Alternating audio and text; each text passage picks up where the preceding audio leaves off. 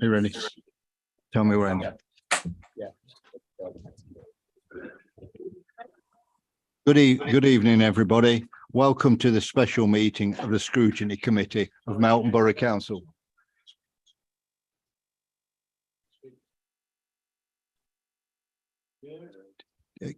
Can you hear me all right at that end? That one's working. All right. Okay. Members are reminded that we'll be using the audio-visual system this evening, and the meeting will also be streamed live on YouTube. Members are asked to physically raise their hands in the usual way to indicate they wish to speak, and to use their microphones when speaking for the benefit of all present. Members should ensure that the microphones are directly in front of them and on when speaking. The microphone is live when the red light displays. Can you please switch mobile phones to silent?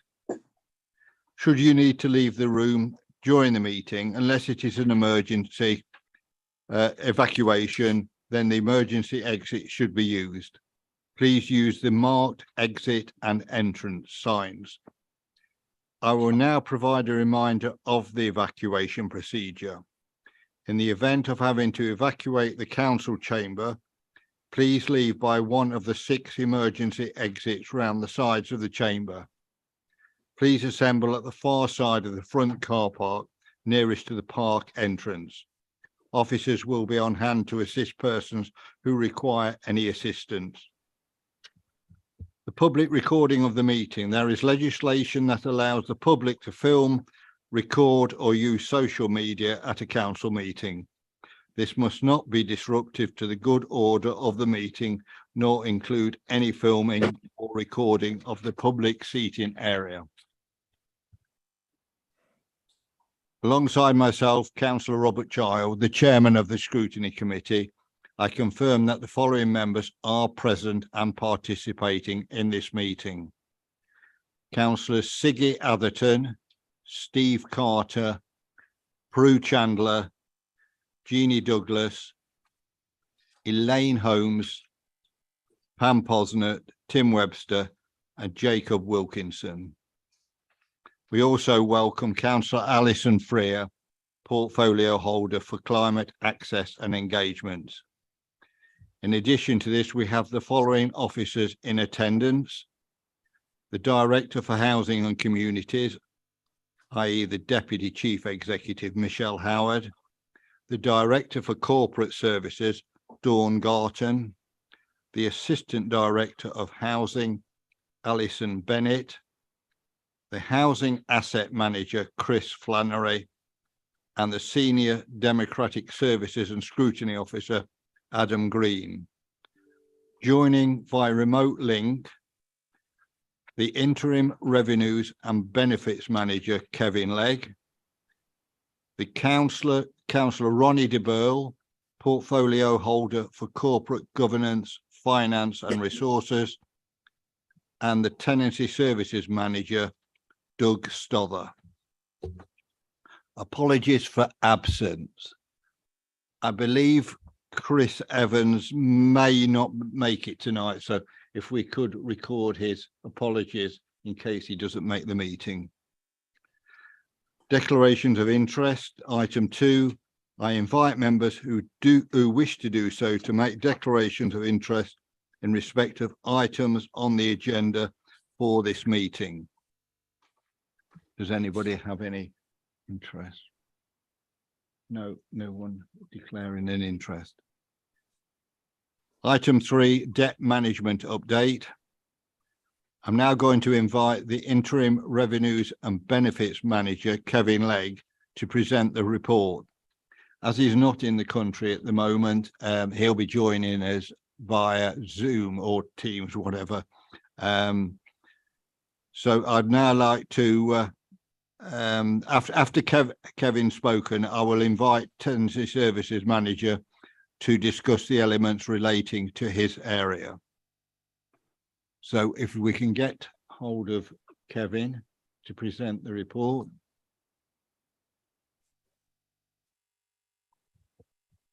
Yeah. Kevin, are you there? Yeah. Kevin, can you hear me? I hear you. We're trying to just to clear it, so we can see you. Is that okay? Yeah, we're fine there. Okay. So if you'd like to present your debt management report, I'd be grateful. Thank you. Can you see okay? Yeah, okay. So the purpose of this report is to provide a performance update for each debt area, confirmation of the approach to recovery, including the use of charging orders, winding up orders and bankruptcy orders for council tax and business rate arrears in line with the corporate debt policy, an action plan in respect to sundry debtor collection, and information on the amount of debts written off for the last 3 years. Section 4 of the report explains the background and highlights how during the pandemic, the revenues team focus was administering a number of business grants and test and trace payments. But despite this, the council's performance in terms of collection is one of the highest regionally and nationally. Some of this work is continuing in supporting residents due to the cost of living crisis. Section 5 of the report sets out the performance information for all collection areas.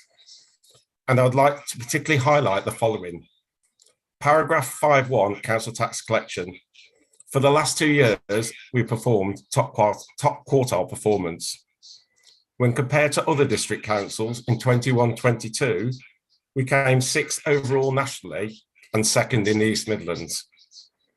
And we collected as a percentage more council tax than any other Leicestershire authority in 21-22. Paragraph 5.2, business rate collection. Again, we're top quartile performance for the last 2 years. When compared to other district councils in 21-22, we came 23rd overall nationally and 6th in the East Midlands, and 4th when compared to other Leicestershire authorities. Arrears outstanding. The report summarises at 512 and 523 the amount of council tax and business rates outstanding. And paragraph 5.3 details the approach we'll now take in collecting these arrears. This approach is in accordance with the council's corporate debt policy, but there are some additional safeguards built in, and these are detailed in paragraph 532. Former tenants arrears are shown in paragraph 551, and it explains the current position regarding these arrears. These arrears are extremely difficult to collect given the nature of the debt, but officers will continue to pursue these debts if a forwarding address can be obtained. Sundry debtor collection. Firstly, I would acknowledge that sundry debtor performance is one area where it is recognised attention is needed to improve performance. In paragraph 561, it details the position, which you can see most of the debt is pending further action. I've written an action plan to address the performance, and this is included in your pack. The first action point, which is to review performance monthly, was already implemented, and as a result, we have already now collected the largest debt of over 80,000. Statute barred debts are detailed in paragraph 566 and highlights the fact that almost 250,000 needs to be written off as statute barred. Write-offs over the last 3 years are detailed in paragraph 571. As requested by members, the report details the amount of debt that has been written off over the last 3 years. I've written the procedure which clearly sets out the steps officers need to take before considering a write-off. A write-off report is currently being drafted in readiness for the Cabinet meeting on the 8th of February 2023, and ongoing these reports will be submitted on a quarterly basis. And finally, the bad debt provision is shown in paragraph 9.1 and details the provision at the 31st of March 2022. Thank you. Thank you very much, Kevin. Do we have Doug on the line? So Doug Stother will talk about his area, which is the council house rents and garage rents, and then we'll have a debate about what's in the what you've heard from the two officers. So if you can join us now, Doug. Can you hear me okay?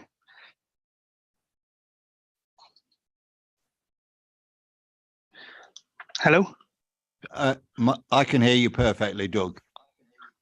That's all right. So nobody answers, so I didn't know if I was missing. No. So hello?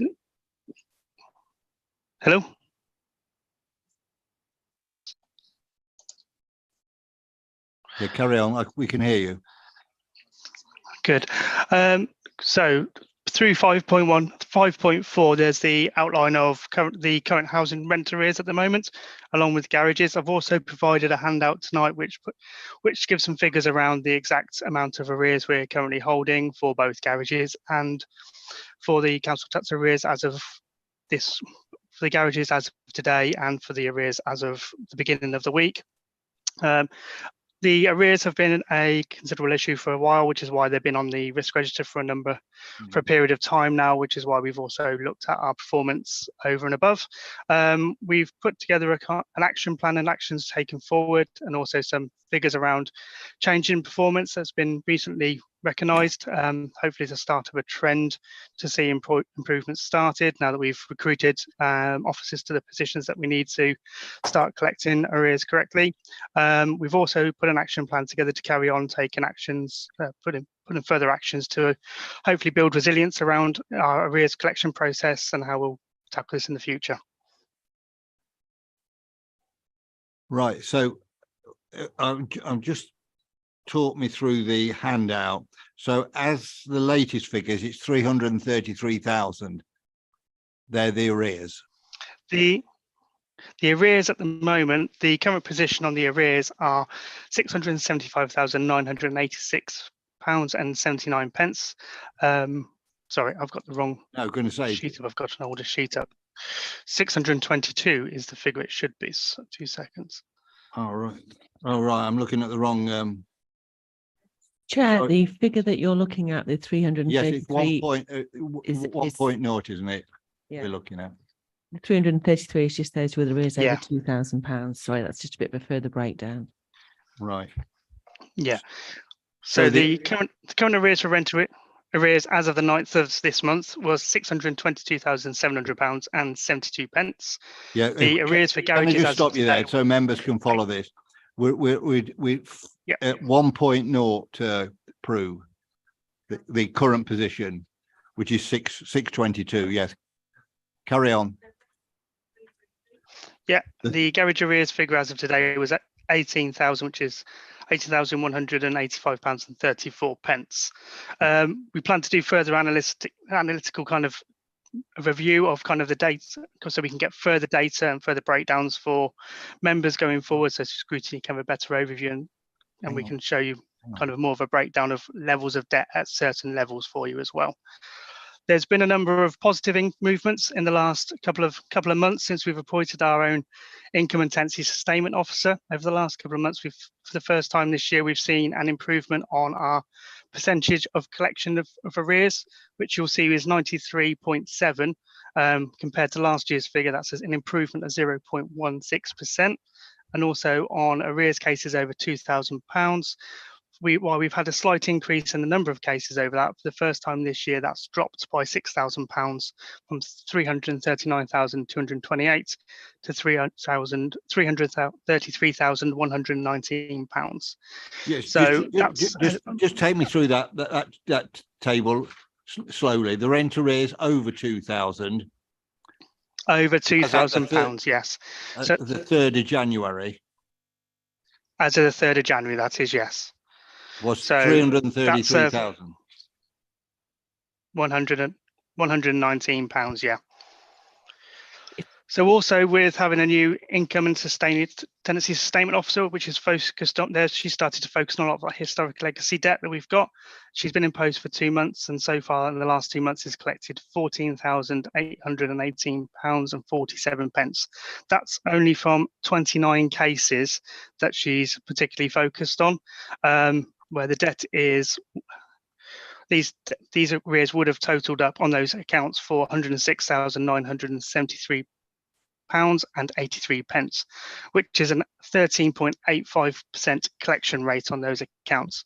All of those 29 accounts that she's actually now looked at are either have cleared the balance in total or are now entered into an arrangement. So the plan is then obviously they will clear the debts and obviously aware of what further action will be taken should they then default on those arrangement plans going forward. Point 3, the action plans for the next steps that we plan to take. One of the things we've got to really do is process map an income management process from start to finish. So we've done a policy, it's now kind of building the procedure and the suite of processes behind it. We need to review the letters which we use for rent arrears collection to make sure they're up to date, they offer the right level of support while also offering the right tone when actually trying to collect debt from customers.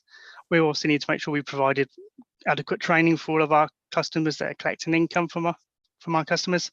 We need to do further analytical data kind of reviews to make sure that actually we're able to collect good solid data for members and for the performance reviews. We need to complete the final process of our PCOL membership, which PCOL is the online portal for HMRC for doing possession cases, which we're 90% there for having done that as well. In the next newsletter, we'll also have a new offer. We'll be introducing our income and tenancy support officer, so that will be going out in hopefully March, which will give people an overview of who she is, what she does, and what she's there to help and support with. We're adding in the income process also to your choice, so we'll be consulting with our customers, most likely looking at it around kind of the income letters we use to make sure customers get their views and feelings on that side of it. We're going to review the payment mechanisms that we have as well in place. So we've started to look at our direct debit process because we'd like to see more customers pay by direct debit and how we can make that a better option for our customers. We're also going to look at kind of automating a lot of the rent arrears processes so that we can start using text messages, having a proactive system that if people miss payments, it automatically prompts to the next stage, things like that. And also continue to provide counsellor updates going forwards around the state of play of income and arrears as well. So we did the first one in November and plan to continue doing that as well. Yeah. I notice we currently have 1,798 homes, right? Which we collect rent from. How many houses would you say is in that £622,000 arrears? I couldn't give you an exact figure, but if I remember off the top of my head, it's around between 800 and 900 cases that are in arrears. 800 or 900? Is that a joke? That can't be right. Some of those cases, I would also raise. I'd also raise some of those cases. I'd also just raise some of those cases with arrears will also be people who are paid by housing benefit, because housing benefit always automatically pays 4 weeks in arrears. So those cases often always do have that as a position. Yeah, Councillor Holmes. To ask, are your court orders against people? Because if you've got court orders against them, that is even more money. This has happened years ago, and we tried not to use court orders because then you're getting less and less money, and it's costing you more and more. Perhaps it would be helpful if I stepped in at this point. And obviously I do agree with the point you're making that if we go through court, then there are additional costs for tenants. And the whole focus of our work is about engaging with tenants from an early onset. And as you've correctly identified, we have entered this at a difficult time when many local authorities do have a significant increase in the level of rents that they're currently carrying. In terms of, obviously, as you'll be aware, during COVID, there was a moratorium on evictions. We've got COVID, we've had the impact of universal credit, and now the cost of living. And obviously one of the actions that Doug's spoken about is our income management plan that we're going to be implementing in January.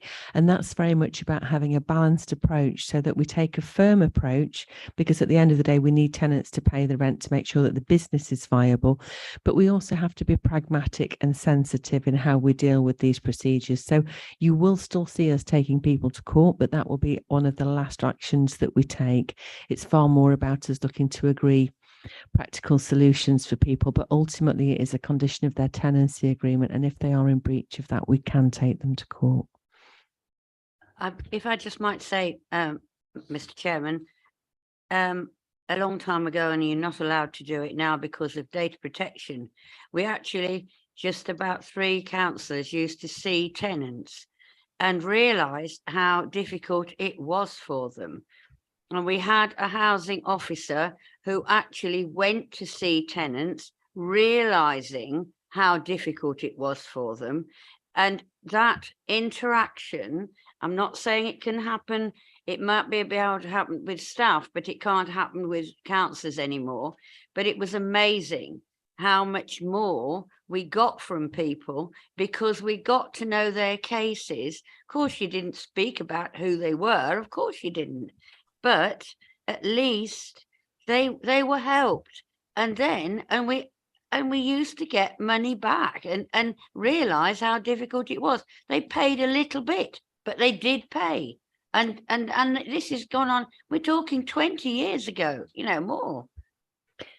I think that's a really valid point. And now that we have our new income officer in post, her work is very much around talking to people on an individual level, going out and doing visits, and not only focusing on their rent arrears, but also looking at benefit maximisation and any other support that we can help with our tenants, particularly around issues such as training and employment and help with childcare.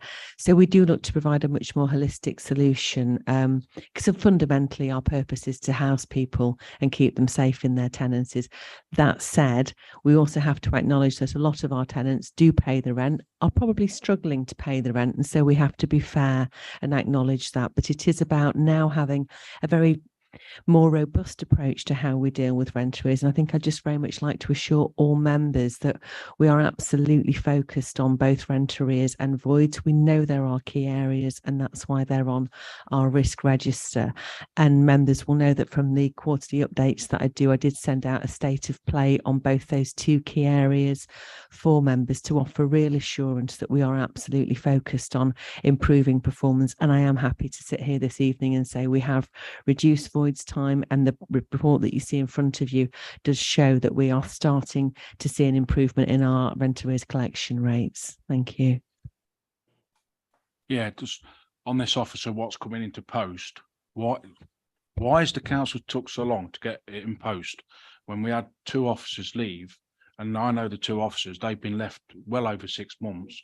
If they would have come in post quicker, would have been getting rent back quicker. Chair, am I okay to answer that?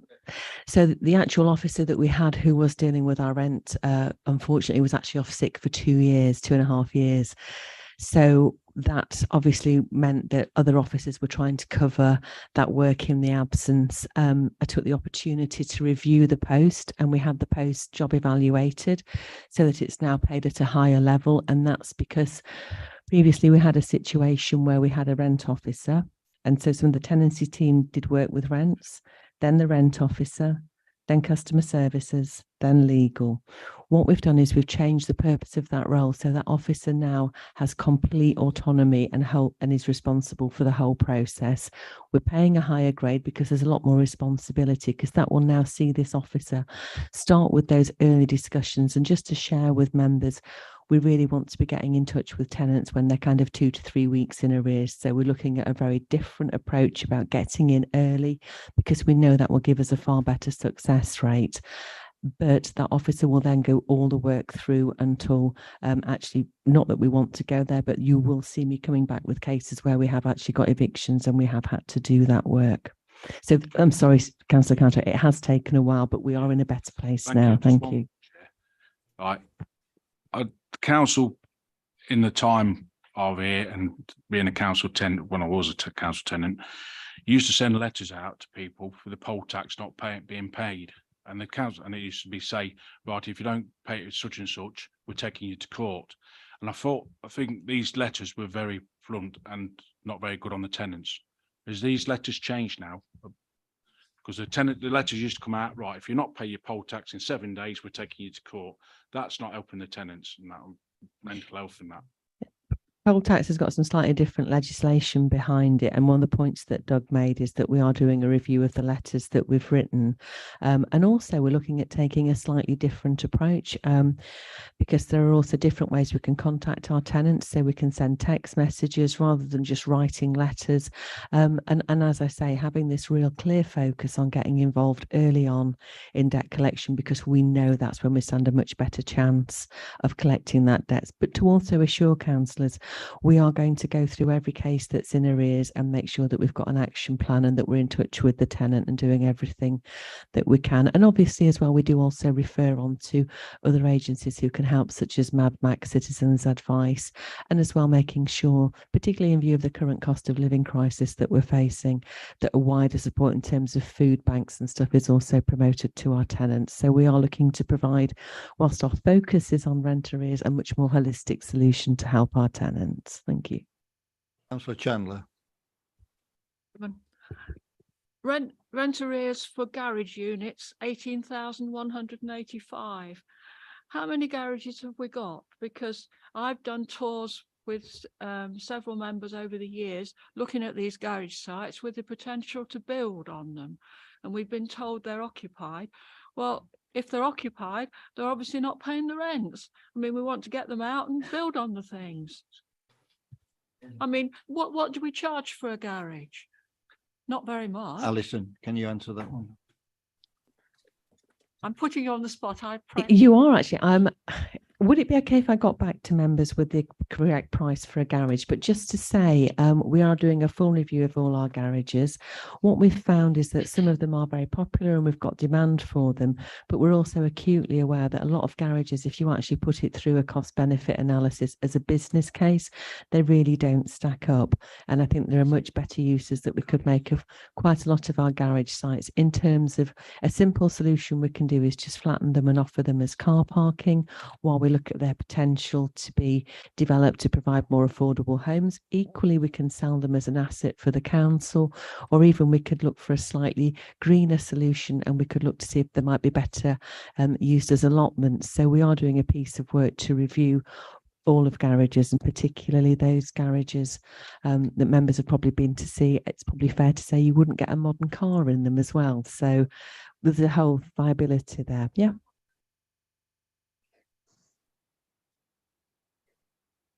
I mean, we could tell that when we went round the site, because there was evidence that the doors were being held to by rope and chains and things, and you could see that it was storage inside. I think that's absolutely correct, and that's actually another option, that we could look to change the garages and kind of do some minor works on them and let them as a storage facility. I think we also have to be mindful of any impact they have on the local community, because they can be a target for antisocial behaviour. But with the power of my colleagues sat next to me, I can now tell you a garage rent. So our council tenants pay a discounted rate of £7.71 and non-council tenants pay £8.38 plus VAT. Gibson. Thank you, Chair. Of these 800 cases, I just want to understand the timeline of some of them. How many are more than 2 years old? Is that okay if I bring that information back? I don't have it to hand. Yes. Thank you. On garages, at which point do we do repossession of those garages and sell the contents if they're in arrears for a certain length of time? You know, you've seen the show Storage Hunters on Dave, a similar thing. I'm not sure that we get particular seizure orders, if I'm honest. I mean, because it's a tenancy, we'd have to go to court to get that tenancy surrendered. Normally part of that process is, I've never really found anything of any value in a garage, if I'm very honest, but I do see the point that you're making. Is that also something I can come back to you on? Thank you. Yes, because I mean, we've got the HRA and the general fund. This is HRA money, and obviously to start this collection is going to be very important in increasing the surplus or reducing the deficit. And I think it's very important that this work continues at a fair pace, that the staff can manage. And I think we're going to need further information. You've said so. I think we'll ask if members agree that the rents and the garage rents and the former tenants come back to scrutiny in depending on the structure of the council in what 4 months would that Very, very happy to do that. Yes. well no, we're not on that. We're just dealing. Yeah, we're just dealing with the HRA side. Is there any further questions for Doug at this moment? Tim. Chair, one question for Alison. What sort of size team do you have collecting these arrears in? Have you got a big team or? I've got one dedicated officer that's been in post for 2 months. Just one person to get all the rents? Yes, the problem that we have is that with a stock of 1,800, that is about right. I do completely accept that brings issues around resilience, and that what we do is obviously that officer is supported by Doug, and if we need to, and that's why we're also bringing in a really comprehensive set of policies and procedures. We're also looking at kind of this automation, so looking at using text messages. And another piece of work we'd like to do is offer, because currently at the moment you can only pay by direct debit on one date a month, which is quite something that we can definitely improve and make an awful lot more customer friendly. So we're looking at basically greatly improving the offer that we have to tenants.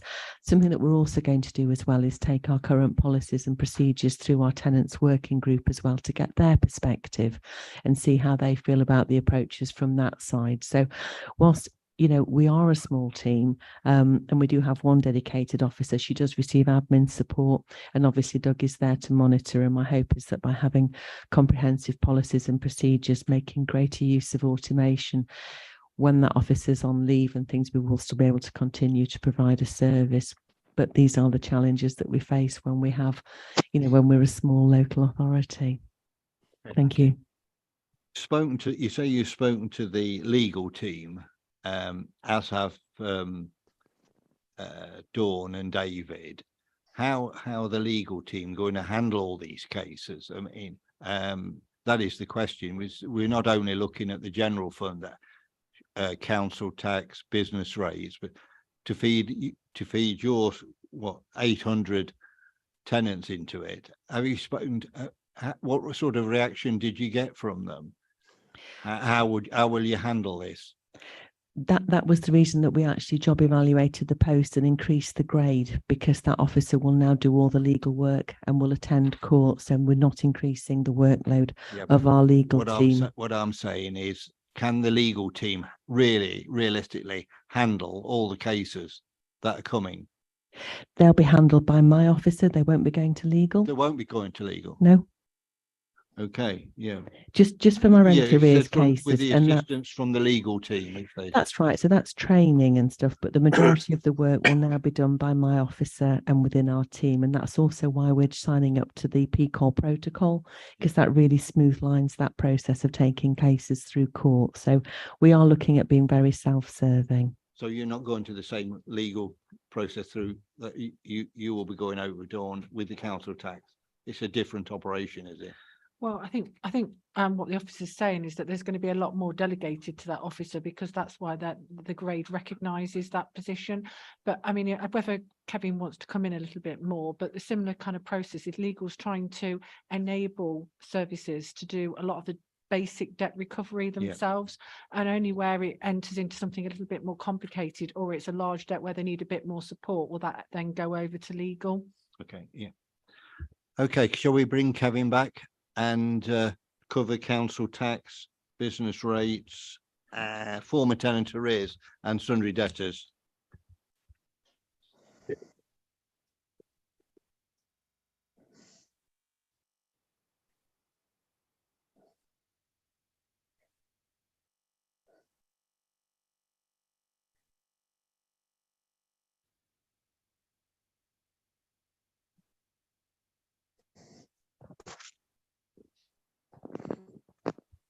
It's still online, isn't he? Yeah.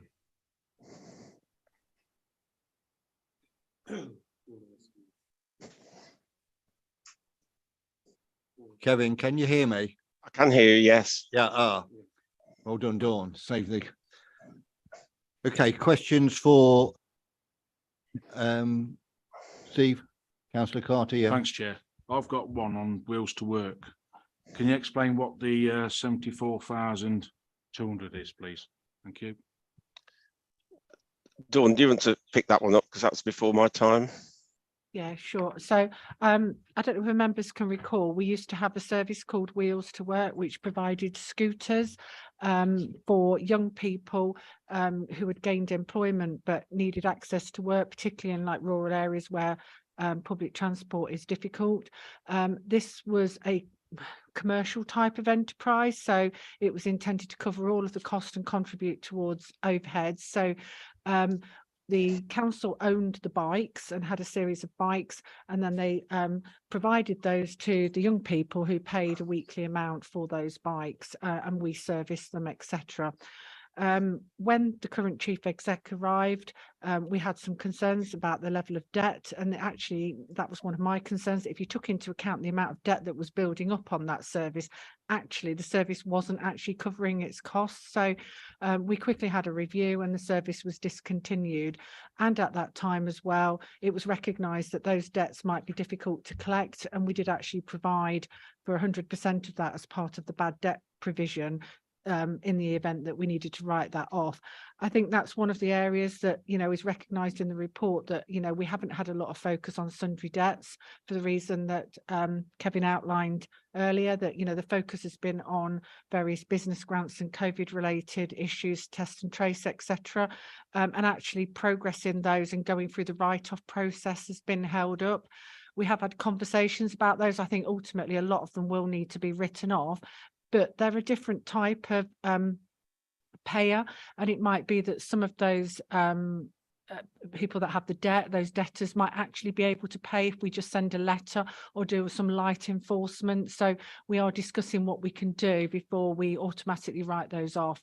But I think it's important to note to members as well that, you know, even though we recognise that a lot of debts might need writing off, we do need to go through a certain process to demonstrate that that's right and that we've done everything we need to do. So it's not as straightforward as just suddenly writing off an amount off the books. We have to go through a certain process, and that does take time, and we need an audit trail for that.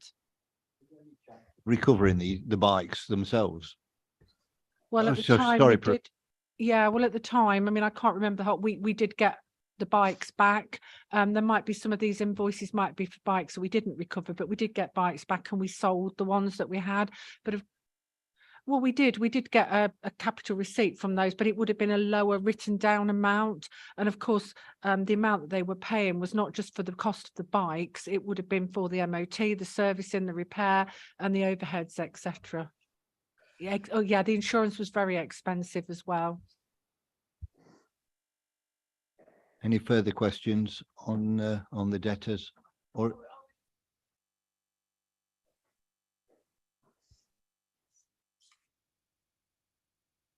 longer? Yeah. 2013, Jacob. 10 years. 10 years, yes. Time. I mean, it was a brilliant scheme because there was some in my ward used it that came into Melton College. Yeah, going on this scheme, I know it greatly because my stepson started when it first started out. And I don't think personally, Dawn, it was run properly, because my son, after 6 months, you had to get a bike back or whatever. You could only have it for 6 months out at a time. He never paid nothing for 2 years, and he never got questioned, no letters and nothing. He had the bike for over 2 years, never paid a payment on that bike. And no one followed it up why he wasn't paying nothing. Chair, if I can come in there, I mean, the service was discontinued, as I say, after the current chief exec arrived. So that would have been around circa 2018. So it might have ran from 2013 or earlier, but it was wound up in 2018 for exactly those sorts of reasons that, you know, if you're going to run an operation such as this, you have got to be on those debts straight away. You've got to expect payment in advance. And as soon as that payment's defaulted, you've got to be straight out there chasing that debt. And that wasn't the kind of service we were running. And I could see that those debts were mounting up for that particular area, and obviously I alerted that when Ed started, and that prompted the review. I take the point about the write-off, and that's what I'm saying. That's the area that has had less focus. And that's been particularly difficult over the last 2 to 3 years in particular, where we've known and recognised there's a problem with sundry debts, but we just haven't had the resources to put into that. Well done, Dawn, for doing that then. And I Well also done. mentioned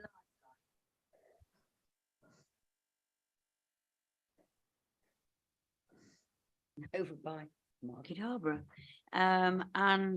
So we didn't have any debt for Lifeline. Okay, so Lifeline provide the out of hours service, but it's actually our service that we provide. So they're our customers, and obviously we invoice for that service. I suspect that 13,000 is quite old, because again, we had a process where we literally sent invoices out. Now, a lot of the payments are by direct debit. So we expect someone who signs up to Lifeline now to sign up for direct debit. And that's also important because of the type of customers that we have, when often, you know, they probably struggle to maintain payments. They need support from family members. So, you know, direct debit is the best option for those. So I don't know if Kevin can confirm, but yeah, that 13,000 I would suspect is very old debt, because I know the later debt is all direct debit and is being collected. I do remember when my granddaughter was, she got no end of money back. In 3 months, she got 401,000, you know, not bad, was it? But then she's a bit strong. But Lifeline was something that at that time, people were not asked for the money until the people had died, and then the estate had finished, and that's how. So probably just have to write that off, don't you? The thing is, Elaine, we've got to get to these debts written off, particularly the statute barred ones, and until we get the debts written off and any others that can't be collected, we're not going to have a clear picture, are we, really?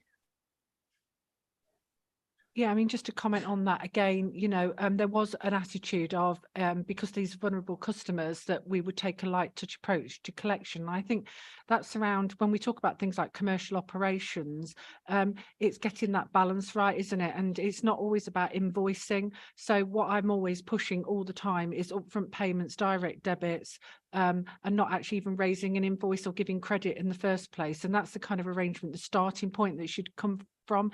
And if you are entering into something that is more commercial, or is something where you should expect a payment, you've got to be on top of that and be following up really quickly, and have a good relationship between the revenues team and the service area, so they're working together to identify that. And if people don't pay, and it's a service that you can stop, then you stop that debt accruing, and that's the kind of basis we need to come from. I think, Dawn, with the allotments, that's a perfect case.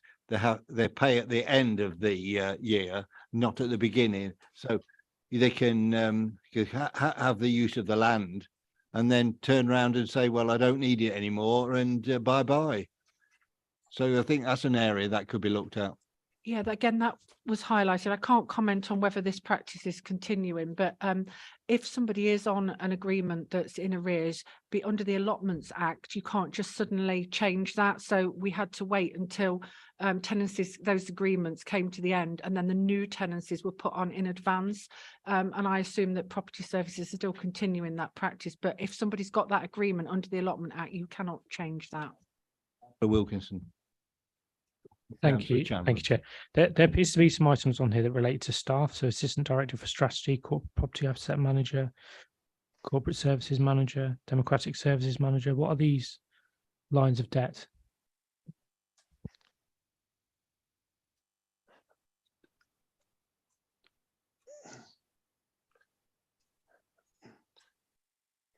Dawn, Yeah. do you know that? I mean, sorry.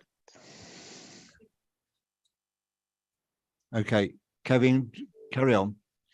Yeah, I mean, that's the actual code that's on the system. And one of the things I'm going to look at is, are those codes sort of giving the proper detail of the debt outstanding?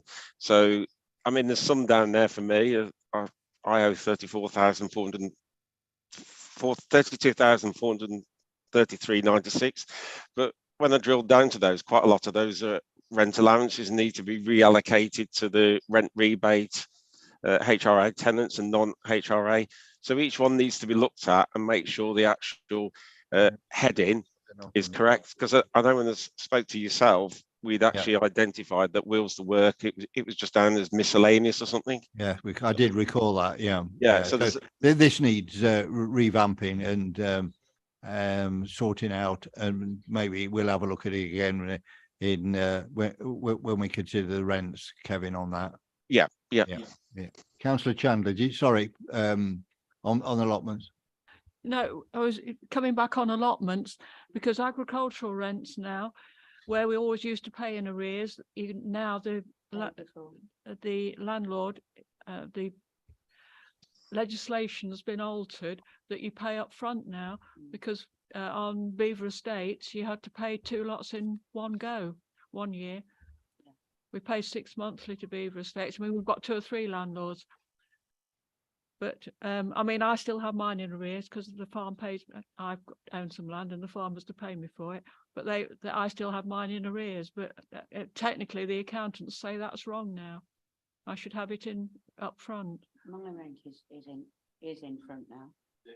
But also, Mr. Chairman, going on about allotments, both my villages, Scorford and Waltham, their money has to come first. So, and that's parish council. So why it's different to borough council, I don't know. Says there's the agreement.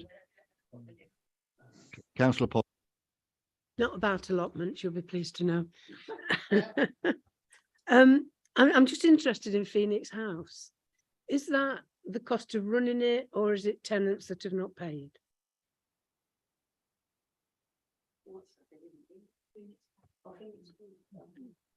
If it's a debt, it won't be the cost of running it. It must be somebody we've invoiced for Phoenix House. So it could be booking a room or a tenant or something along that kind of line.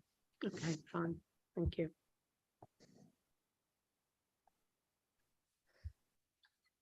Somebody's booking a room at one of our facilities. Why are they not making a payment up front?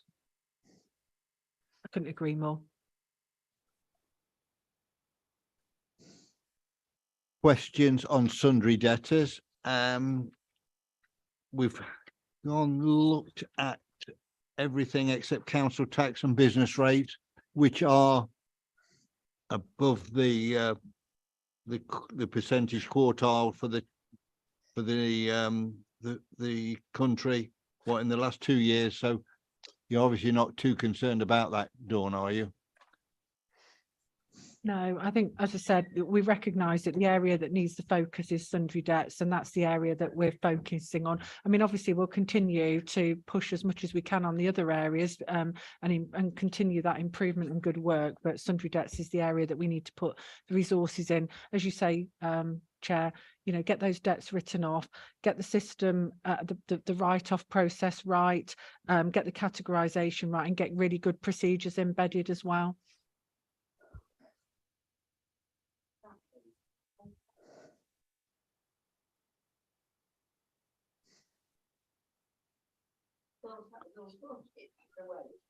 Well, it's only a low amount. Whether that's it could be an historic one to do with recycling. I'm not sure. It's yeah. I mean, just to add to why, again, we are hampered because we're now on we implemented a new finance system last year, which includes sundry debts, because that's on the finance system, not the revenue system. And it's third system that we've had over a number of years. So some of these debts go back to each of those systems, and that's where things carry over that aren't exactly you think it could take a lot of work to get those individually input. So sometimes they came over as total amounts and you had to look back at the historic system to get the breakdown. And I think some of that's just carried on and not helped the situation. So our recommendation then, if there's no further questions, is that the committee notes and comments on the council's performance, which we've done, are set out within the report regarding the collection of debts. Notes the proposed future action, which includes the use of charging orders, winding up orders, bankruptcy orders for council tax and business rates, in line with the corporate debt policy, which is a comprehensive document. and attached for our reading, and also that sundry debtors and housing rents and the garage rents come back to the committee in 4 months and get some of these, hopefully within that period. Can we get some of those written off, Dawn, on debt? Might have to be 3 months. Yeah. Before, say- before this council finishes. Yeah, or is it May? Yeah. Yeah. So we say 3 months. At the beginning, so it's not incurred. Sorry, I'm just clarifying. I mean, in terms of write-offs, you'll start to see the write-offs because that we're planning to take some write-offs to February cabinet. So you'll start to see them go there anyway. Excellent. So you'll see that. So I mean, I do think that 2 months is quite a short 3 period. months, sorry. Sorry, 3 is quite a short period of time to start preparing reports again when you think of the committee cycle. I mean, Well, I'm you'll not- see that evidence of debts being written off at that March and February cabinet meetings. We're not asking us for anything on council tax or business rates Okay, so or just former tenants arrears. I think it's the sundry debts and sundry rents. debts on your side. And if Alison was nodding, can you do something on housing rents and garage rents for the committee? And we'll try and get it in three months. Yes, it should be probably early April, so as long as it's not affected by PERDA. Is that right, Miss? Can you handle that, Michelle? Yeah, so PERDA doesn't prevent this committee still fulfilling its function. So yeah, Right, there's that's no problem fine. with that. Yeah, okay. Mr. Chairman, this affects everybody. Debt affects everybody. And I, as you well know, I've never liked the cabinet system, but surely these debts should actually come to full council, where absolutely all the members say regard whether it's going to be written off or not, because I cannot see that you can just have 6 people decide for a whole council. This is really important stuff, and I just think it should come to full council. Dawn? I think what I'd say is if your members are keen for debts to be written off, you need as much flexibility as possible to get them written off quickly, rather than having to wait for committee cycles and to do reports with a lot of detail in those. The aim of what Kevin's working on in terms of improving the clarity over the process and what steps need to be taken is actually to go the other way and recommend to members that more be delegated to officers so that we can move more quickly. That's what I want to see from officers is, have you fulfilled all of the steps necessary to make sure this debt is irrecoverable? And if it is, then I'm happy to write that off. And that's what I'm trying to push to get to. So I was looking as part of the constitution review to actually increase the amount that I'm able to write off. Michelle, so that we can move more flexibly. That sounds a lot better. Can I just come in? Yeah. Yeah, I agree totally what Dawn's just said. Yeah. Totally agree with that. People out there that pay the council tax and things, they do ask these questions. I've got a chap in Bottisford. He's forever on to me about debt. How much do our tenants owe? How much is this? And how's the council tax come in, etc., etc. We've got a neighbouring council that hit the headlines in the national press by their debt. And so it aggravates people, and people ask these questions, and they're entitled to know because they are stakeholders after all.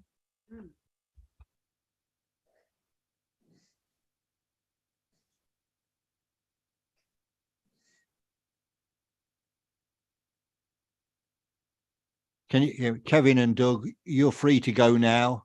Okay. Hope you have a good holiday. Thank you, councillor. And thank you very much for attending anyway, and all the best. And thank you also, Doug. Okay, good evening. Bye. Thanks. Bye. Bye.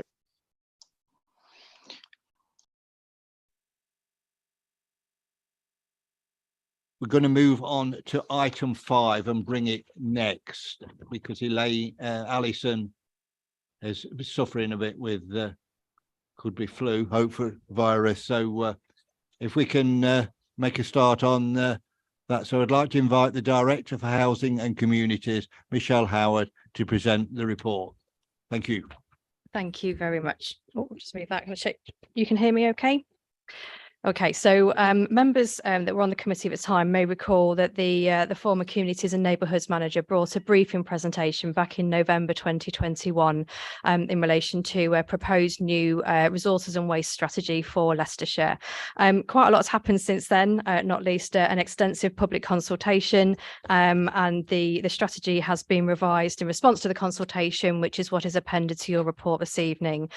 So I'll take you through some key elements of the report, but first of all, just to let you know that the same report or the same content is being considered by all of the councils across the county, because collectively they form the Leicestershire Waste Partnership. So we've had officers working on this along with the other councils for quite some time. Some councils are going through scrutiny, cabinet and council, which is the process that we're following here. Some are following a slightly different mechanism, but I know that we really value scrutiny's input and feedback on key strategic documents. So hopefully some of this will be familiar to you, as some of you may well have fed into the consultation.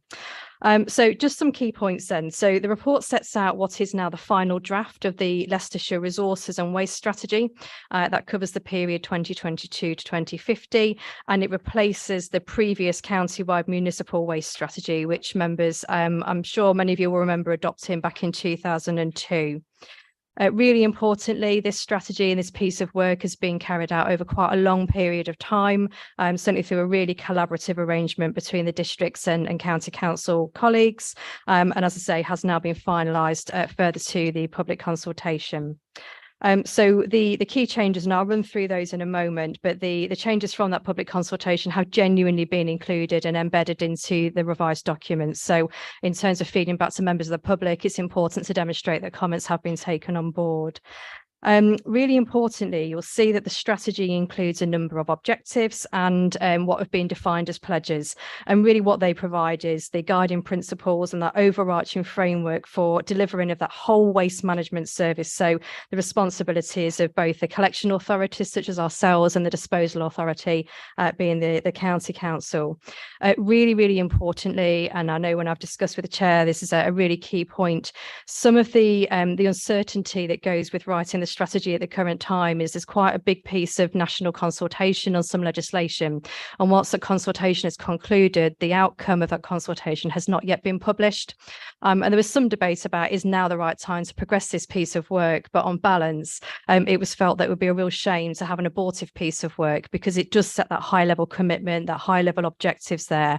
But what has been done are two key things. One is that there has been a financial statement, financial summary included at the very start of the strategy document. And what that does is set out the financial context within which we're working, but also the fact that we've not had the outcome of those consultations. And that presents some risk to us because there could well be some cost implications. The other thing that has then happened, which is really important to draw your attention to, is where there is the potential for significant change that could attribute some cost implications for us as a council.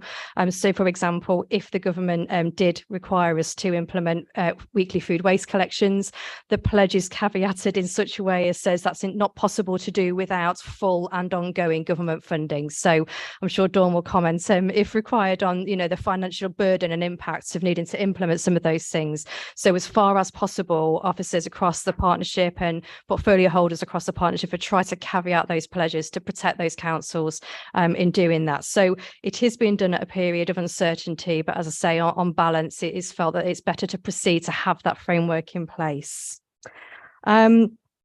One of the key things I've talked about the government policy that we're just waiting for some guidance on. What is really clear though is there's going to be a huge emphasis on reducing, reusing and recycling, and those things are fundamental to this policy as well. So you will see increased emphasis on really trying to encourage recycling, encouraging people to dispose of things appropriately, and there will be an expectation, and there has been some government guidance on this, about extra requirements on food producers to make sure that packaging and things is recyclable, and really putting the emphasis back there to really support the end user. And interestingly, that came up quite strongly in the consultation that members of the public want to see that as well. Just moving forward, you'll see there at 4.10 that we really need that clarity from government, but the policy changes they're really significant, probably some of the most significant we've seen for a number of years, and it will absolutely mean some changes for us as we start to develop the detail and their business cases and business plans that come forward in the future. Just looking at the public consultations, so it's section 6 of your report, you'll see that the consultation ran from the end of January until just before the end of April, and it was relatively well supported, so 5,233 responses, and the majority of people were really supportive of the vision contained within the strategy, and that's set out within 7.3 of your report. One thing that came out really strongly in the consultation that did not appear in the previous version of the strategy was members of the public really wanted to see more action on fly tipping. And I know that's something as a committee that you have discussed also. So an additional pledge was added to ensure that becomes a key focus, which I know will be supported by a number of our members. A lot of people were very supportive of the opportunity in the future to really take part in things like reusing, recycling. So something really about supporting, enabling some behaviour change within our communities as well. So overall findings are quite key. So overall, the vision seems to resonate with residents and seems to land well. It's certainly, from my perspective, is an easy read, easy document to digest and interpret there. There's a lot more work to do. So if approved by all of the councils, that Leicestershire Waste Partnership will continue to work really hard together to put some so what into those pledges and the objectives. And you'll see there at section 10 of the report, the final version of the pledges, and you'll see some particular nuanced changes in the wording where there is a potential financial burden, so subject to total and ongoing funding. And I know that's something that members that have been part of those discussions have been very, very keen to make sure is part of that. So I will stop at that point. I should confess I'm not a waste expert, but I can find people who are if there's anything I can't answer. But yeah, happy to take your questions and we'll feed those through to Cabinet. So thank you. Yeah, I felt that this was a good report. It is what it is. And I've got one or two questions. Councillor Posner. Thank you, Michelle. I just wanted to say this, since I've been at the County Council, is one of the best consultations they've done. It's the most replies they've ever had to any consultation that they've done. And residents seem to be really interested in waste above lots of other things, and I'd like to compliment you on the report that's been written. It's very clear, it's precise, it gives us everything we need to know. We've no need to keep going back to look for things. The only thing I don't like, and it's a personal thing, I cannot think of anything worse than having to recycle the food. I think it turns my stomach. When my son lived in Surrey, they did food collection. And he got this little caddy at the side of the sink, and oh, not for me, I'm afraid. But the only thing I did want to ask, because garden waste, would that be because we pay for it and pay heavily in Melton, and I know some of the councils don't, but will that be counted into our recycling or whatever we do, whatever they call it? Or is it something that will be taken separately? Okay, so that's the first question that I don't know the answer to, and it's the first question, so I will confirm that and I will come back to you on that. And I think while you've just mentioned garden waste, I've just found which pledge it relates to, but there is a particular pledge because the government consultation did suggest that there may be a future requirement for free garden waste collections. Now that would have a huge impact on local authorities' finances up and down the country, and we are awaiting details of that, and that is one of those pledges that is heavily caveated. But I will come back to you on that point about recycling on that. Thank you.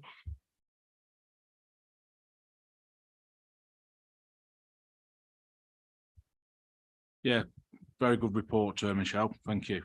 Well, I've just got one question for you on the waste, black bins. If someone's put the wrong stuff into the bin, what action do we take as a council? Because I was listening on the radio today, a lady's just been fined £400 for putting the wrong stuff into the black bin. So what action does this council take, please?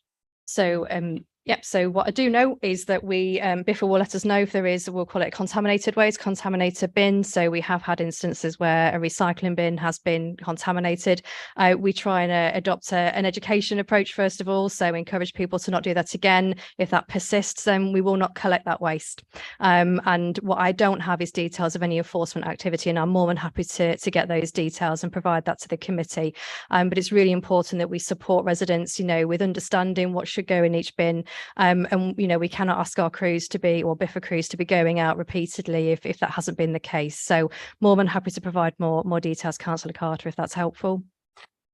You're saying if they put the wrong stuff in, then you go on the good approach, telling them not to put it in. Then you said if they don't, you're going to leave that bin. Now, sorry, I don't agree with that, because if you're leaving it on the street, it's either going to get tipped over in the night, whatever, rats and everything. I'd rather see it get took away and we take approach, a fine, something like that. We can't leave it on the street. Yep. So as you'd expect, each case is different and each situation is different. So I can think of a few cases where we've taken different approaches relevant to those circumstances. So no, we would not want to leave a bin on the street and end up with it being fly tipped. That would be inappropriate. But it would be difficult for me to comment on a particular case as part of this meeting. But I guess the main message is that we would start with education support. We would move to enforcement, whatever was appropriate to that particular case. So and if there's any specific queries or cases you want to raise with me outside of this, I'm more than happy to look into those. Okay. So Chandler, then Councillor Douglas. Thank you, Chairman. First of all, I'd just like to say how excellent I think the BIFA service is. Never get a complaint now. I don't personally, where at one stage it was complaint after complaint after complaint, and especially when we had those hateful little boxes that were nothing but a problem. But moving on to fly tipping. I've reported 2 cases again this week. And do we ever get anybody to court for this? Because we've got a hedgerow, and I think Elaine will know where it is, that's repeatedly got it's subject to fly tipping. I mean, you don't like delving into what it is, but sometimes my family, if it looks like clean waste, they do. And it's often Newark, people from Newark. I mean, do we ever look into it and try and do something about it? Because I mean, it's an eyesore, and it's some of it's toxic that they leave. Some of it they put in the fields. These backstreet tyre repairers, whatever they call them, they say they can undercut Tanvic and people because Tanvic charge you a couple of quid to recycle a tyre. But these people come and chuck them in our fields. And once they're in the fields, it's our responsibility, unless we can get them out quick enough. But, there's immense problems, and it's one that goes on and on and on. As one lot of waste cleared, another lot comes. It's bad. Thank you. So, yeah, fly tipping, as I said, emerged as a very very strong area of public feedback, and that's not surprising, for the reasons that you've just outlined there. We do take enforcement activity where we can identify the perpetrators. We've made some changes in the last few months, and I think we covered it at a previous scrutiny on community safety. So we have brought our community safety and envirocrime functions together so that we can have a better look at that approach. What we did identify is the information flow wasn't happening. So we were collecting fly tips and we weren't always providing the details of that to the envirocrime team so they could investigate and look. That does happen now. I don't have the figures for any enforcement activity to hand, but again, I'm more than happy to share that with the committee. But we will continue to make improvements and changes. And just to give you a couple of examples, it was Councillor Evans actually that fairly recently came to me to say, why don't we use 3 words in terms of pinpointing location for fly tipping, because we were finding that sometimes it can be quite hard, trying to locate it at a lay-by on a road. So that's something the team are starting to implement now, which should make some changes and improvements. And I know also, the Wombles that work across the borough do an incredible job of collecting litter. One of the things that I have been doing with the team is reviewing what we call variation orders, where we ask BIFA to go out and do something for us that's not part of the normal contracting arrangements. And collection of fly tips features regularly, as you'd expect. It wasn't part of that original contract. So we're looking at the moment about, is there any way that we can regularise that? But because it's not in the original contract, there's no sort of performance mechanism in there to say you must collect within X number of days or anything. So we're looking at that at the moment to see what we can do, what we can put into place. And the pledge within the strategy of approve will be very helpful for us as a lever to sort of look at this as the expectation and the requirements. The other thing I will just point out is we're trying to do some learning with some of our neighbouring councils. So partnership aside, the Harborough do have a fantastic fly tipping service. They've booked the trend in terms of collection and dealing with fly tipping, and there's definitely some learning for us there. So we've got our teams just talking to each other to see what we could do differently. We know it's a particular concern and will continue to be. So yeah, and that's all I can say at this time, Councillor Chandler, but I recognise it's an issue. Thank you. Balls are brilliant, and along the Waltham Road, this lady goes with a little child. I don't think it's really safe, but anyway, wonderful job. And then the other lady, Ruth from Eton, goes all around me. So many times they're not collected for ages, and that and then it starts blowing about and things, and it's ever so sad, because they do collect. They're fantastic. So is there any special day that they go and collect Womble stuff or not? Do we know? Okay, so the Wombles have sort of developed as a concept of fantastic. They're fantastic in what they do, but again, it's not part of the contract, so there's no expectation that we can place on Biffers. So we ask them to collect as soon as they possibly can. Again, as we look at that wider fly tipping approach, that's something that we want to ask, sort of put some, not necessarily expectations, but some clarity around when, and how quickly. One thing that was done I think it might have been last year now, Councillor Freer, was there was a time when Womble's rubbish was being reported as fly tipping, and clearly it isn't. So the process has changed now. So the Wombles can report when they have collected. And again, we're going to attach the what 3 words so they can say exactly where it is. I know I often see it as I drive in. And so that should hopefully improve. So it's absolutely an area we know we need to A, improve, and B, give some clarity on. Thank you, Chair. My question also was about fly tipping, but from a slightly different perspective. Obviously, fly tipping has increased during the pandemic because the dumps are actually closed. I just think that the report is obviously done at county level, written at county level.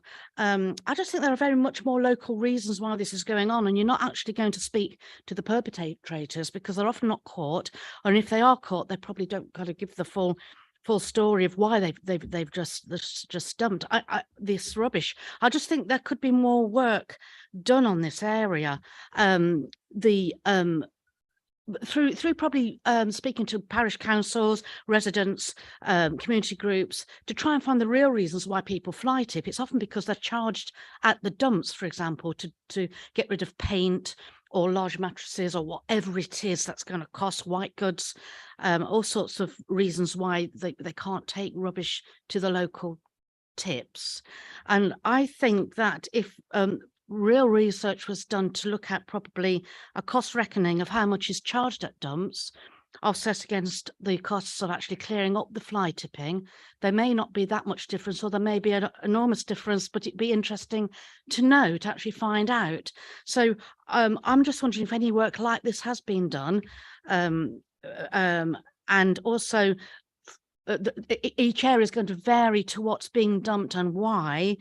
And I think that we can't just look for blanket reasons, general reasons. I think these are very specific reasons in specific areas. Interesting that fly tippers are coming from Newark to dump in this area, so I'm sure that does go on. Oh, that's why. Yes, that is probably why. Anyway, yeah, so just more work, realistic work. And I think that might be difficult, but I think it might be worth putting it out to the public and see what comes back. Thank you. Thank you. I just wanted to say, this morning at my LRP meeting, which Ed was at, and is going to take it to the chief execs, I think tomorrow, we were saying, Harriet from the NFU was talking about obviously rural affairs and farming, particularly, and farmers. And, you know, she pointed out that Rupert Matthews, one of his big priorities is rural areas. And in Leicestershire, we've got this now, rural police, I want to call them force, but group, you know what I mean. And it appears to be working very well. And Harriet was, they'd had a meeting and she was quite disappointed that nobody from the community safety groups had attended this meeting, because she thinks that fly tipping will be one of the things that this, you know, with having a visible police presence and them never knowing where that presence is going to turn up, it could actually have some effect on fly tipping. So Ed did say that, and Harriet's going to send him the details of the next meeting, and he's going to take it to the chief exec's meeting tomorrow. But in case he forgets, I thought I'd just mention it. The questions on this? Yeah, Michelle, do we still have the collections for the people putting rubbish out, like settees and all that collection? And do we still have the garage down on up by Morrison's? Not Morrison's, yeah, Morrison's. Okay, so we do still offer a bulky waste collection service, and that's a paid for service. I don't know about the garage. I'll see if my colleagues can help on that in a minute. But also, you've just reminded me there was a point that I didn't make when I did my introduction. So if you wouldn't mind. So yes, we do still have that. Something that members may be aware of, I know Councillor Evans has been speaking with us about it recently. Towards the end of December, the Environment Agency issued new guidance as a new legislative requirement, which means that from the 1st of January, waste containing persistent organic pollutants, so this is some textiles such as sofas, kitchen and dining room chairs, office chairs, sofa cushions, will no longer be accepted at landfill, and they must be destroyed through incineration. And that will have an impact, or is having an impact, on our bulky waste collection service. But what we're doing at the minute is trying to understand how that impacts and what the additional cost implications are. There is also a particular challenge for one of our key voluntary sector partners, the Melton Furniture Project, who receive donations of furniture and obviously would rely on some collections. So there are potential implications for them there. So we are going to do some more work around our bulky waste collection service, and we will take into consideration as part of that the POPs, as they're called, because that is that requirement. And if you get any questions about it, there is some information on our website. And in terms of other collections that we do, we also do offer sharps collections, so for people that might require those. And that's something else that we're just looking to regularise in terms of frequency of collections. So yeah, there's a lot goes on within that waste service. And I want to thank you for the comments about BIFA, because I know how hard they're working to really service everything that we need. So thank you.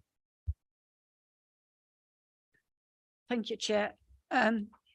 With that new regulation, that will encourage more fly tipping. And though I can see the environmental way why they want to do it, but then if you're burning it, you pollute in the air.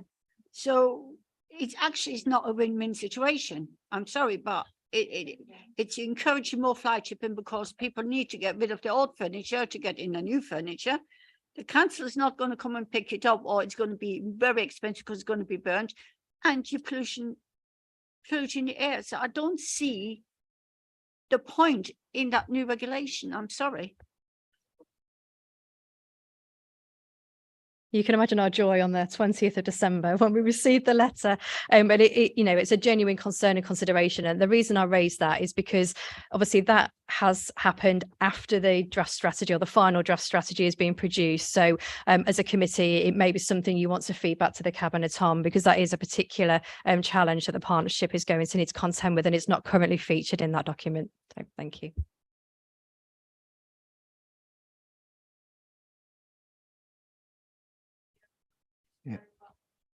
Yeah, that's interesting. Yeah.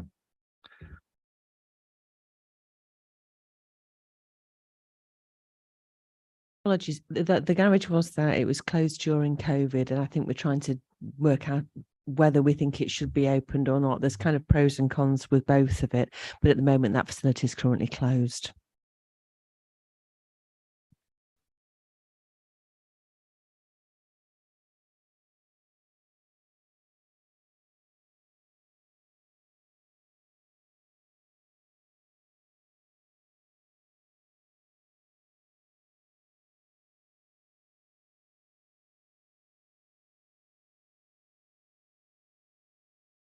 making notes. Thank you very much.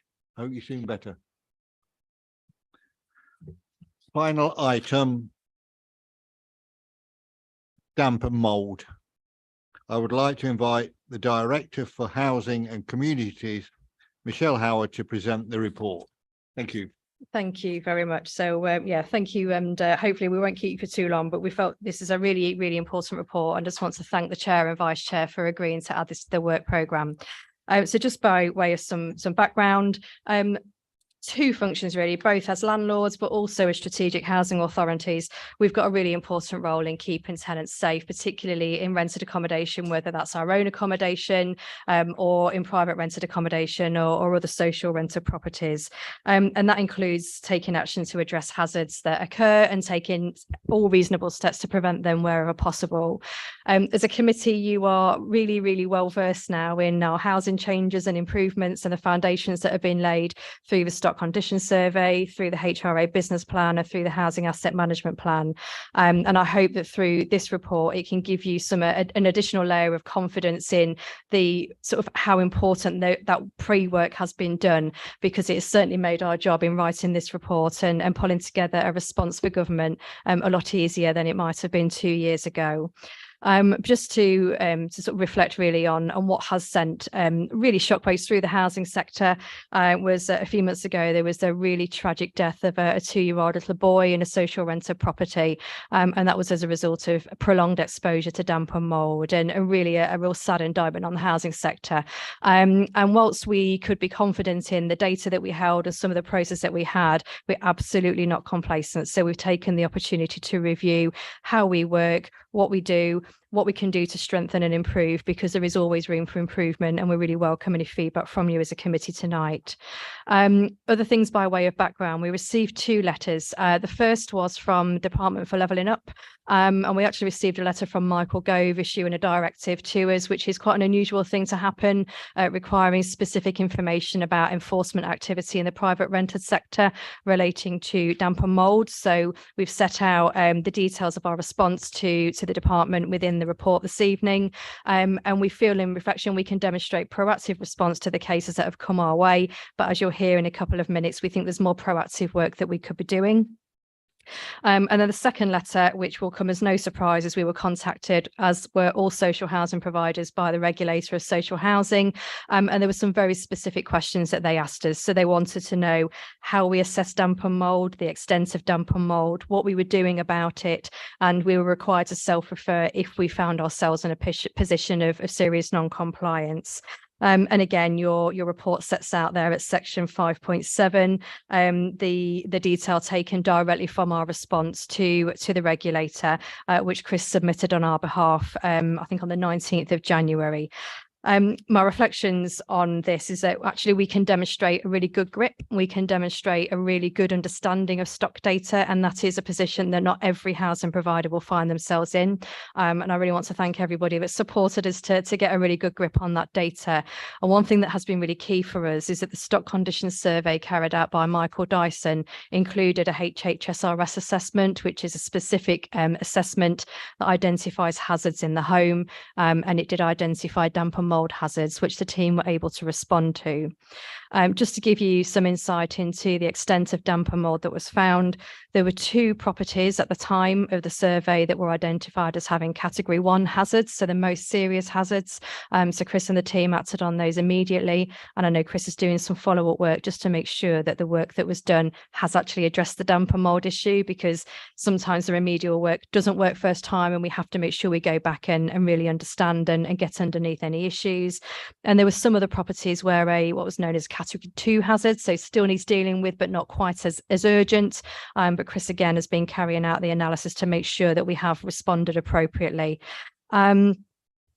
I'll move on to our action plan and things in a moment. One of the really important things, and you all have heard this through the Ombudsman and through sort of some of the media as well, is that the language we use when we describe damp and mould is really, really important. So we must not blame tenant lifestyle. We must look at what is going on in that property, be it a lack of ventilation or other things that could be done. We do need to support our tenants with, education and information about how to reduce the risk of damp and mould, but there's a real culture shift required in the housing sector. And I'm proud to say that that's something that Chris had already really embedded with the team. So we do not want to hear that tenant lifestyle being blamed as a root cause of damp and mould. In terms of an action plan and next steps, so whilst we feel that we can give assurance and confidence, there is always room for improvement. We've identified 3 areas and we've set them out at section 5.16 of your report. So the first is that we formed a damp and mould project group. So it's not just those of us sat here. There's also private sector housing colleagues from the environmental health team. We've got policy and performance colleagues, and we've also got housing options colleagues, just so we can look across the board at how we could do things differently. And we identified 3 areas where we feel that we could improve as an organisation. The first was around a more proactive approach to raising tenant awareness of damp and mould, and the support that we can give. And we've already started this work, and hopefully all of you will have received information in the damp and mould leaflet. And I know we've spoken with a few of you around cases in your wards. And we're now providing that same information to tenants when they sign up. Our customer services team have access to it. It's within our buildings. Our housing options team have access, and we're using the same information for private sector tenants as well. We have improved and updated our website, so hopefully it's a lot clearer and is really refers to the support available. And we're starting to issue more information via social media. We'll liaise with parish councils. I know Ali and the team have done work with our tenant group as well, which actually led to an improvement to the leaflet that we produced. So we're really trying to embed it into all that we do. The next one is around landlord awareness and really trying to build those relationships and awareness. And a couple of things, well, one of the key things that we would really like to do is to host a landlord forum. It's not something we've done here for quite some time, but just bringing private sector landlords together, and not just have a focus on damp and mould, but look at some of those other things. So housing and health more generally, landlord responsibilities around addressing hazards, but also some information around cost of living, because tenants in the private renter sector will be struggling with rent, I'm sure. And then the final part was just about operating transparently and being accountable. We do expect to be held to account. And as a social landlord, we expect to really set the standard for what housing should be like within the borough. And so that's why we're grateful that the chair and vice chair have agreed for this session, because we want to have that visibility and transparency about what we're doing and your feedback on anything we could do better.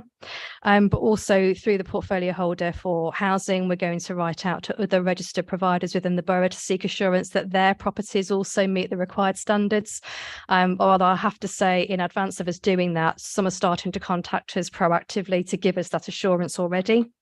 We're going to have more training as well. We do have key training in place, but Chris has identified some more things that we could do around more specialist training and more ability to diagnose damp and mould issues and the action required. Together with Chris, the portfolio holder has been out to visit some properties and spot check and make sure that the work we said we were going to do, we did, and that it's been effective. And then we are also reviewing our housing register, because a number of people have applied to us to say, I need to leave my house because of damp and mould issues. And whilst that would have attracted a priority score on the housing register, we'd not done that work to go and understand what is going on in your property then. So that piece of work is going to happen as well. And then Chris is building in a process of wherever we do damp and mould works to our own properties, we will go back and review it after 6 months and make sure it's been effective. And also whenever anybody reports damp and mould to us in one of our properties, if they haven't got sufficient ventilation, we will install that as a matter of course. And then finally, looking at our data to start to be a bit more proactive and preventative. So if we know there are key issues that are causing, underlying reasons that properties are experiencing damp and mould, we can address those sooner. So I think that's all from me. I'm happy to take any questions. Yes, another good comprehensive report, as I said to Chris at the briefing. Thank goodness for the HRA business plan and asset management plan. They've sort of got it well underway. So, Councillor Holmes. I don't know whether this is in your remit. The housing association houses, is this under your remit as well or not? I know we've had difficulty in getting in touch with each other, because I was made aware of a tenant that was in a housing association that I'd never heard of, but he obviously acts in Melton. and this lady had an autistic child and another child. The ceiling actually came down on this particular property. So the lady was put, she worked, and she was put in a house in Leicester, in accommodation in Leicester. That went on for weeks and weeks. Eventually, she has got back into her house. I think it's up Scorford Road somewhere. I had got all the details at home, but I didn't know whether this applied to Melton Borough Council, with it being one of those sort of houses. I didn't know whether it did or not. I think the lady now is back in her house, but it was been pretty traumatic. It was about 6 months, and she was having to drive back into Melton with an autistic child, had to go to special school, etc., etc. But I think it's now been sorted. But I do think this report is excellent. Thank you. Thank you. So I can't comment on individual cases, Councillor Holmes, unfortunately, but we do deal with situations where things go wrong in housing. They do, and the test of us, any landlord, is how you respond to that. So where we become aware of cases, we will support them. It might not be through it won't be through this housing team, but through our housing options team. Yes, and if somebody cannot get a satisfactory response from their landlord, and they're a social landlord, then our environmental health team can step in. But we will always start to work with the landlord before we took any further actions. So yeah, I can't comment on that specific case, although I'm aware of it. I did actually text you, but it never obviously got there again. Yeah, just one thing, Michelle. Oh, sorry. On 19 Burnley Place, the lady had a fire. Mhm. She's out of it. Before she had the fire, there was an old lady living in there, and we managed to get her out because there was damp on the wall. And I'm just sure when that's been done up and everything, is that wall going to be done for the damp so we ain't got the problem again? Why it's a void, please, Chris? Because it should have been done in the first place. Yeah, well, part of our void standard is to make sure that properties are free from damp and condensation as much as possible. It's a case of us understanding what the actual cause of that problem was, and that would be assessed by the surveyors at the point when it's void. Condensation and damp are two different things. So it may be that the cause of the problem was condensation, which could be to do with ventilation rather than rising damp.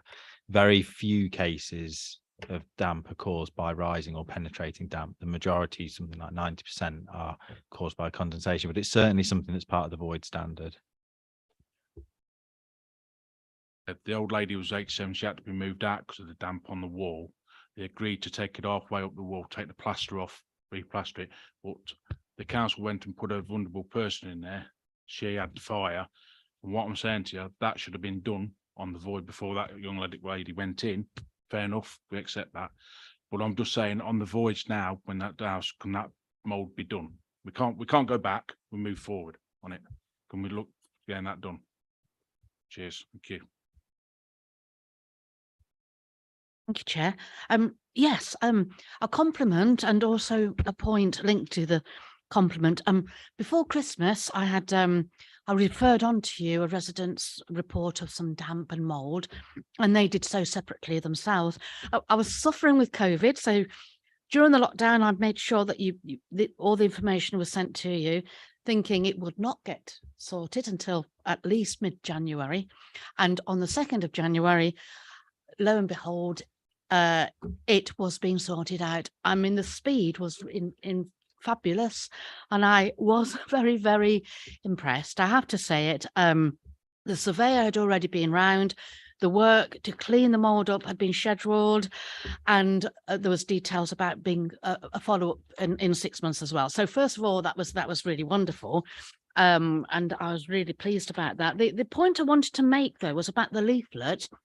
Although it's online and it's in the welcome packs about how to deal with damp and mould, that is, the leaflet telling you how to deal with it, distributed to GPs, parish councils, volunteer organisations. It all looks wonderful.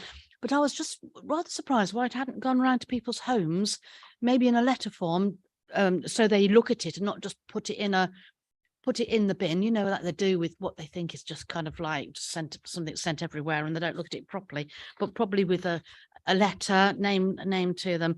And I just was a little bit surprised not to, I mean, I don't know if it's there somewhere and I've missed it, but thank you. Yes. No, you haven't. We've got a cunning plan that's going to be one of the features in the next tenants newsletter. Excellent. That's good news. Thank you. Thank you.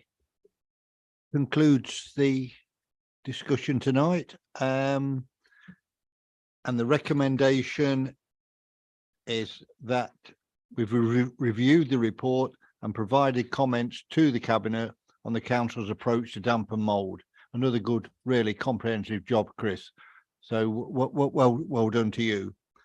I'd like to thank Councillor de Burl, he's still there, for going through the meeting. Sorry, I missed thanking you, Ronnie, at the appropriate time. So, but I hope you soon get better. Thank you, Chair. A very constructive meeting. Sorry I couldn't attend. Just thank you. Yeah. Well, at least if we catch it, we can't blame you. No, absolutely no. That's fine. Thank you. Okay. There is no further urgent business. Thank you for attending tonight. The time is 8:05 and the meeting is now closed. Thank you.